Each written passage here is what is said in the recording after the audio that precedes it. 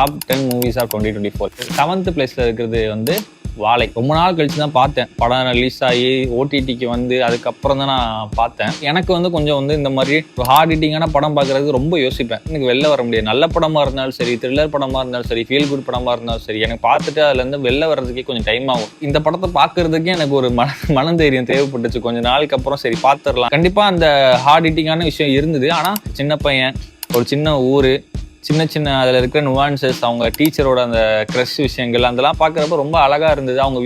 அவங்க சுற்றி இருக்கிற இயற்கையை காட்டினது ரொம்ப அழகாக இருந்தது. சின்ன வயசில் நம்ம பண்ண விஷயங்கள் நம்மளே பார்க்குற மாதிரி இருந்துச்சு. இந்த மாதிரி தான் நான் ரொம்ப ரிலேட் பண்ணிக்கிட்டேன் படத்தை. எப்படி இந்த மனுஷன் இவ்வளோ விஷயத்தை தாண்டி இப்போ வந்து ஒரு பெரிய நல்ல ஃபில்ம் மேக்கராக இப்போ இருக்காருங்கிறத வந்து நான் ரொம்ப ஒரு ஃபேஷனேட்டாக பார்த்தேன். இவ்வளோ ஸ்ட்ரகிள் நடந்து இவ்வளோ பெரிய இடத்துக்கு வந்திருக்காருன்னா அதை எப்படி ரெஸ்பெக்ட் பண்ணுங்கிற விஷயத்த நான் இந்த படம் பார்த்து கற்றுக்கிட்டேன்.